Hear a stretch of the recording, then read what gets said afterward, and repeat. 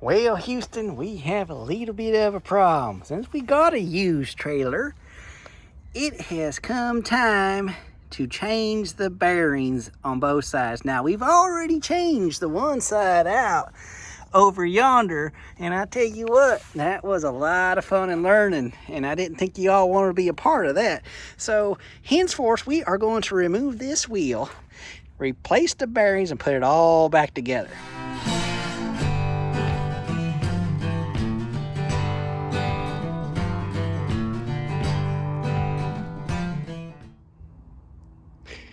And yes, we have to tell you what you're going to need in order to get this feet done. You're going to need a rags, bunch of rags, something to sit on, lay on, whatever, if you don't want to get it on the grass and loose things like I sometimes do. And a bucket full of tools. Yes, you don't need any specialized tools for this project. Just hammer, screwdriver, grease gun, a bucket, and what have you. You'll see. First step is to loosen the lug nuts. Yes, I used an impact a long time ago to break them free because they hadn't ever been off in such a long time. So yeah, we still learn how to manage this. You don't want to take the bolts out all the way like my dear old dad taught me many old years ago. Just get them loose enough so you can raise it up and take them out the rest of the way. We went to 3 stores today in order to find these bearings and get educated on what not to do, what size, and henceforth. But we finally got the right parts. There's 1 inch and a 1/16, I think, 1 inch and 3/4. So you got all sorts of size for your axle. And that's kind of what I'm doing here. Now, I'm one of those type of people who use what they have. And we've got to get this thing airborne so we can get it the rest of the way off.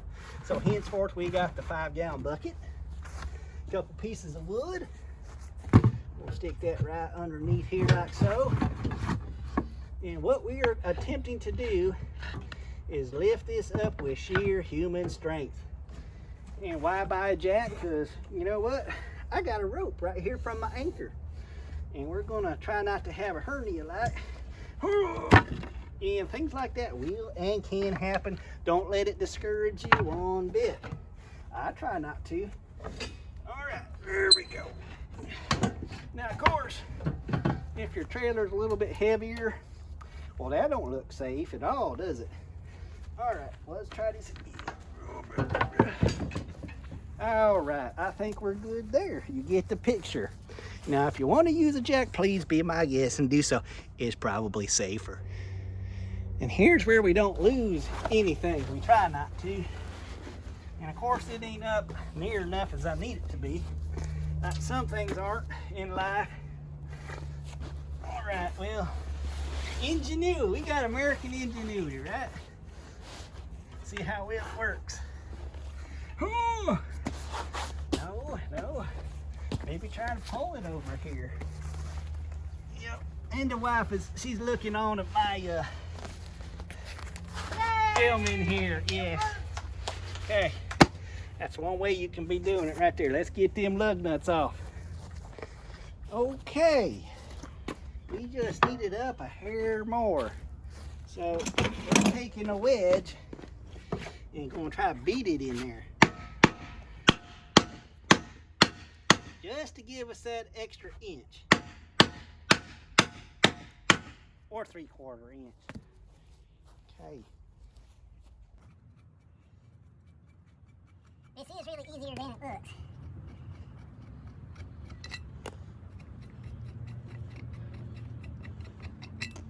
Now, I suggest you put these somewhere out of the way where you don't kick them and never see them again. And same as the tire. And remember how I said I already done the other side? Yes, we had done the other side.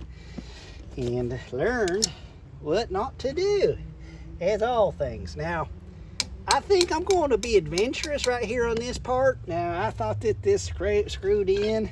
So, me being the plumber that I am, I put some pipe wrenches and said, let's get it apart, right? I'm a good plumber. Honestly speaking, I truly am. I know how to use these things for 20 years.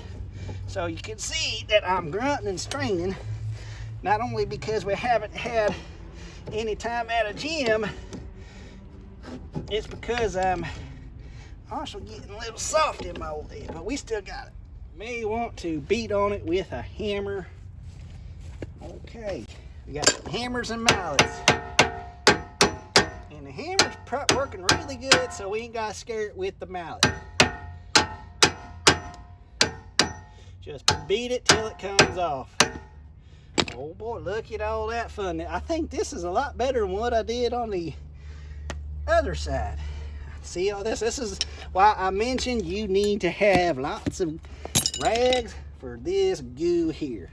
This has been in many waters even before I owned it. So best way to do is just stick a rag and try to get it off. There is a cotter pin here that you have to remove. And this side, why am I replacing this side? Because we done the other side. And I had to go, like I said, to 3 places to get what I needed here. Get it done. You don't need to be smart. You don't need to have many tools, just the bare necessities to get these things taken apart. Not me. It does come with a new cotter pin in case you destroy this one or get frustrated. And we got it. All right, now there is a nut. We can straighten this one out. We might use it because we're Mr. Recyclable. And well, this one here, that's pretty bad, but we might use it. We'll put it with the lug nuts. Okay, so we have a get channel locks. We got a nut we need to get off here. Easy. There we go. Now, I didn't watch no YouTube videos on how to do this. I just kind of started learning as I went.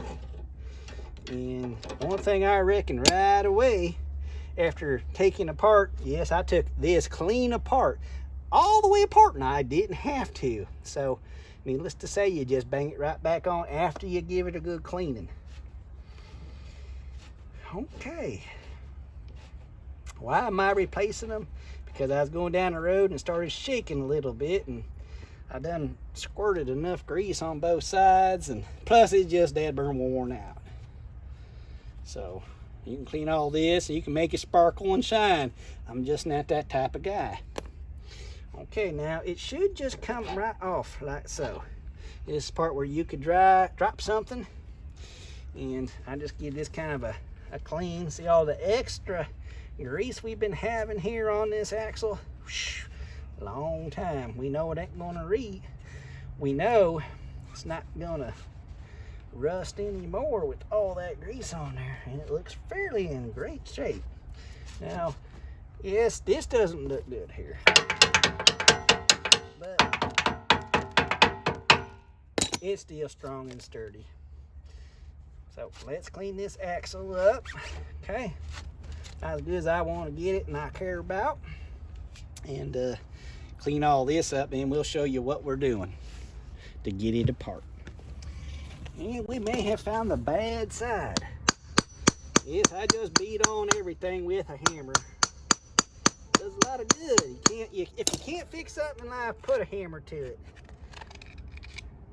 You be the judge on what to put the hammer to, because that's just free advice from Fisherman Rich.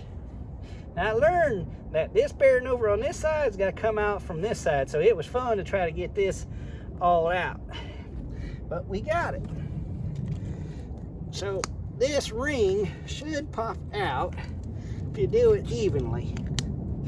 And I may get some grease in my face for all you viewers. And there's the other bearing that popped out. See what kind of conditions it's in. Actually, this isn't too bad on this side. They may have done replace this one, but we're going to do it both all at once. No sense in doing it halfway, right? So I'm just kind of prying up here. We could use a better screwdriver. It's a little stronger. And that will pop right off yonder. Don't worry about all the stuff. The new kit comes with all these. And I learned what not to put it back in, of course. It's always learning what not to do, and that's what I've spent the last year and a half doing on fishing in saltwater. Almost been a whole year and a half, but it's with anything, it's how you learn. And what you're looking for is any flat spots in your bearings, and if it doesn't feel right, these aren't too bad, but it's old and it's already had many old dunks in the salt water, so it's time. Now, this portion right in there, you want to get that all nice and clean. If you're a clean freak, you can just spit shine it. Now, there are 2 rings that the bearings do sit on in here, and we're going to show you how to get those out the unconventional method, like. All right, welcome to my D-ring station. Yes, the rings I'm talking about are these guys right here. Okay, there's one there on that side, and there's one right here. You can leave them in there, but I suggest you replace them. This one's got some boogers on it, so we're gonna get it off. And the only way I thought of getting it out, see, this is why you need rags right here for this kind of, you don't want to go fishing with this all on your hands. You might as well just kiss your fish goodbye. So I just kind of get on the inside. Let me bring you over here to show you what I'll be doing on the inside of this ring. I kind of got it at an angle, and I'm just going to hit it here on that side until it pops out. This is not probably the correct tool, but it's what we have, and this is why we're going to use it. I'm not spending thousands of dollars on tools I'm only going to use once or twice.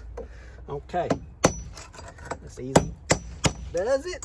Now, probably the people who've done this the correct way, they're like, oh gosh, no, please don't do it like that. Well, this is how I do it. Maybe unconventional, but you get the picture here.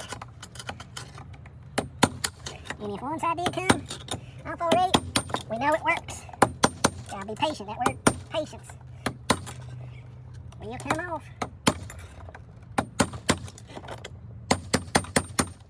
It's almost there. And there she goes. Right on the ground. Now, since we got it out, we're going to show y'all how to get all the grease off of there. That's kind of what it looks like. See all that?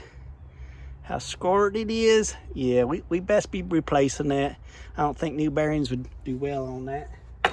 Okay, now we flip it over and do the other side. This side's a little bit easier because you can tighten your vise a little bit more. And the same principle applies here. You just knock it out. Now, there probably is a better tool. I don't appear to be thinking I'm doing any damage. This one here is not as bad, but you know, gotta replace it anyhow. And you might want to take note when you replace these to see exactly where they're at on the inside, so you don't like try to force it down one side too much like I almost did. Now let's go grab the new stuff. All right, so here we are. This is what we got. It's for our trailer itself. It's 1 inch, comes with everything. Don't be fooled by all these rings and things in there like I was at first. That's why we went to 3 places before we got educated on what was it exactly we needed. And of course, you can see how it all comes nicely in its package here. And you've got the rings, bright and shiny, bearings. You're probably asking, wondering what this is here for. You're gonna see here in a minute. Just kind of give it a look, and there's different things you use here. Now, this is the, keep dropping things all over Sam Nation. This is for the back, which we'll show you. And on this particular one, it didn't have one in the front because of the grease ports and all that, which we'll show you that as well. All right, so best thing to do is what I do, just take this. I stuck it in here like so. You might want to tap it in there gently like. I'm probably making somebody who does this for a living probably gasping for horror right here. So this is where this came in. This was just laying around, so we decided, fits perfectly. You can't beat that. What size is this? This is a 1 7/8 inches. So on a 1 inch axle, you use an 1 7/8 inches ball heads to help pound it in place. pretty good.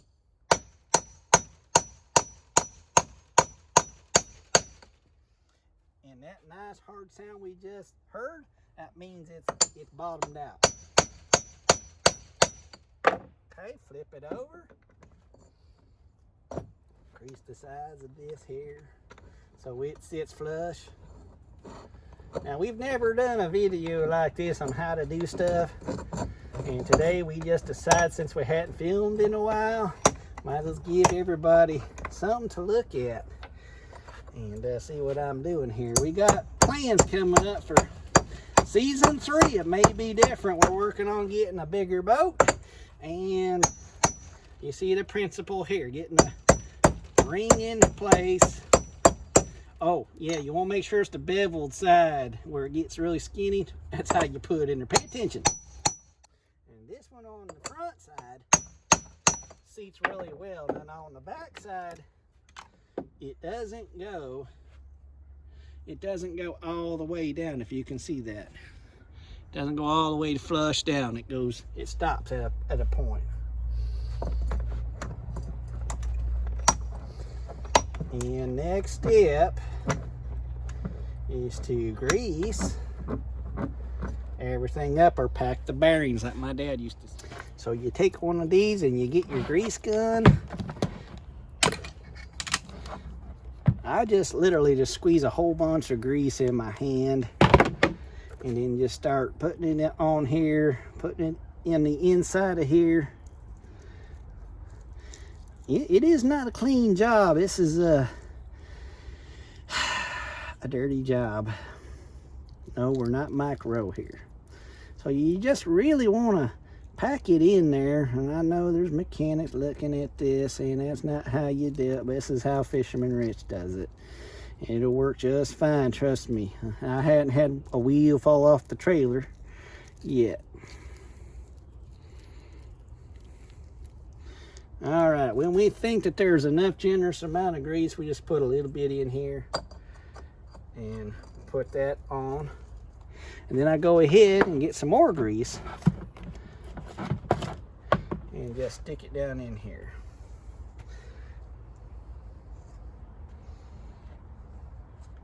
This is the back side, just in case you're all wondering what side we're doing right now. Generous amount of lubrication here. And then you take your seal. This seal is the fatter of the two. This one's the skinny one. Wait a minute now. We're not sure which one goes where. Huh. Oh, it's got to be this one. It's the smaller one. We still learn as we're doing. And I just tap it in there kind of like so.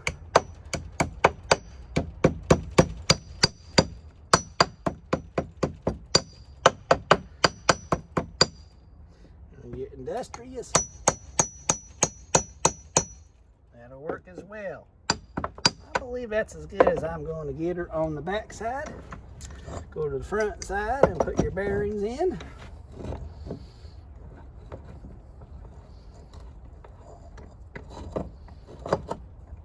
After you're packing full of grease, that is. So it's really, at some point, you really just don't care anymore about keeping your hands clean.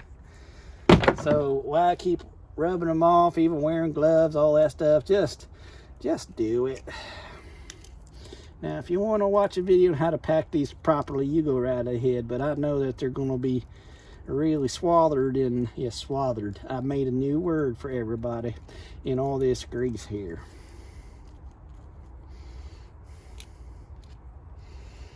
Okay, I think we're good on that grease on this one. I'll stick her in here, rub some on here. Now this is the part where that other part we took apart, the part we took apart. Can we just get part one more time? And we can clean it out and then just stick it on right away. Let's do that. Okay, we done cleaned all this out of all the old grease. Now it's pounded in place. And I did put this seal on there and realized that I can't put it on there and put this on at the same time. And I didn't see one when I took it apart both times. All right, let's clean that up. Now, what I didn't do on the other side was this. I didn't feel it full of grease by flipping it over like I probably should right now. So I spent 20 minutes filling it full of grease on the axle. And how full you're supposed to fill it? Till it's all the way full is what I'm reckoning right there. All right, and here comes a long process of filling it full of grease. Now, if you have an automated one, congratulations on that. And I think a generous amount of grease. And one thing you need to know is make sure you got plenty of grease, because I just ran out, but I did buy a new tube. So let's go get that on. Remember this piece we put on a while ago? Well, we had to take it back off because you got to do some other things before you put it back on. That's all right. All right, we're getting there finally. We got that all cleaned up. Make sure that this goes on the right way. And we got the grease cover back here. Stick it on there, boy. That goes on there nice and dandy like. Okay, now I'm not sure exactly how you should fill this full of grease. We kind of got a head start there. And we'll take the bearings out. That's probably how it should be. All right, there's that. As far as the cover goes. Don't get in a hurry. Oh, we got a generous amount of grease here. It's not a clean job. When I was learning how to change a tire by dear old dad many old moons ago, he told me, son, he said this.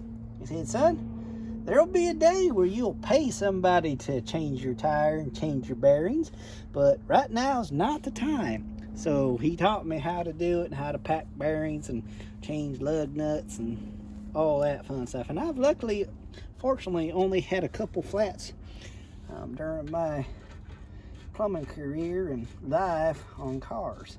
Now, as far as how tight this is supposed to be, I'm just kind of feeling it out, saying maybe when it gets flush. But you also want it to free spin and probably not drag a whole bunch. So a little bit of a tap maybe. Here and there. And that should work. I put the other side a little loose, not to where there's any like serious play in it. Now you may find other people who do it differently, or they have some kind of mathematical formalization. I am not that person.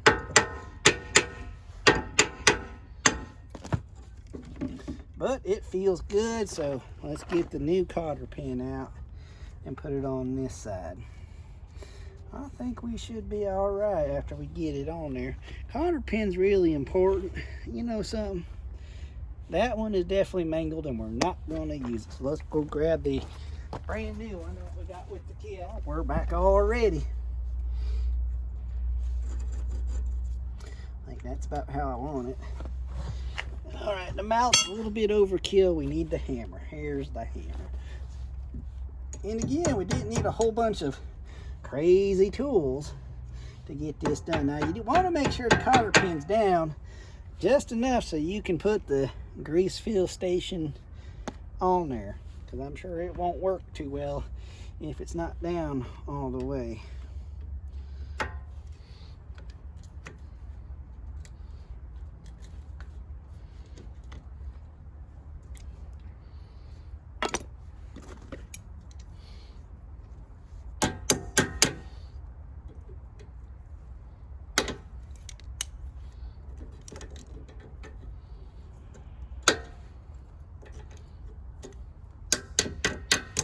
There. All right, now you might want to fill grease up in here, or just let, you know, this do its job. And we'll tap this back in place. but that'll work for me. All right. Here's the grease gun. Make sure you don't get any grass in your grease points. And I kind of just wait until the spring starts coming back toward me. There's a spring in here and it'll come back toward you maybe a couple times, but you get the picture. Now comes for the exciting part. We can put the grease cap back on after we done filled it full of grease. Put the tire and lug nuts back on. As you can see, we were excessively using a lot of grease because we thought we seriously had a big, huge problem, but in all reality, we really didn't have a big problem other than these tires right here are very cracked. But as much weight as the canoe is, which is not a whole bunch, we'll just clean some of this excessive grease off. Now, this been getting on the canoe, and I don't know if it's been affecting my smell factor from the boat. Because grease, petroleum products are the worst thing in the world to get on your hands. Like right now, if I was to go fishing, I wouldn't catch anything whatsoever. I'm gonna have to really wash these hands and get all this grease from in my skin. But anyhow, that's good enough for me. We'll put it back on here, and that's how I officially change wheel bearings. Of course, here's the reverse method of putting it back together.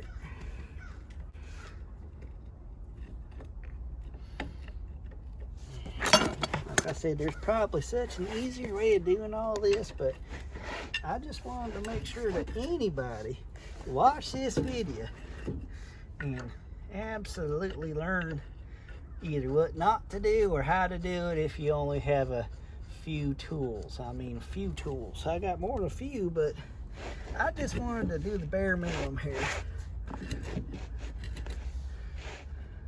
And oh, the wife's got me a nice sandwich inside, and boy, am I hungry to eat it. Cause that's what it's past my lunch time. And the reason why we're doing this today is because we're on vacation. Whole entire week of Thanksgiving, we's on vacation, so there's gonna be fishing. We done caught some fish Saturday, and a nice little mess of fish. We might show you a picture of all of them. You get the point here.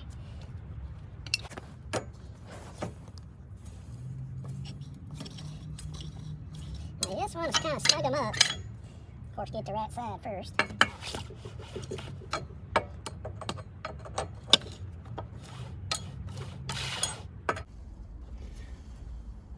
And the reason I didn't take a sandwich break is because we're not cleaning this grease off our hands twice. Alright, we'll drop the boat and hopefully not get injured here. Well, thanks for watching, and we'll be seeing you on the next episode.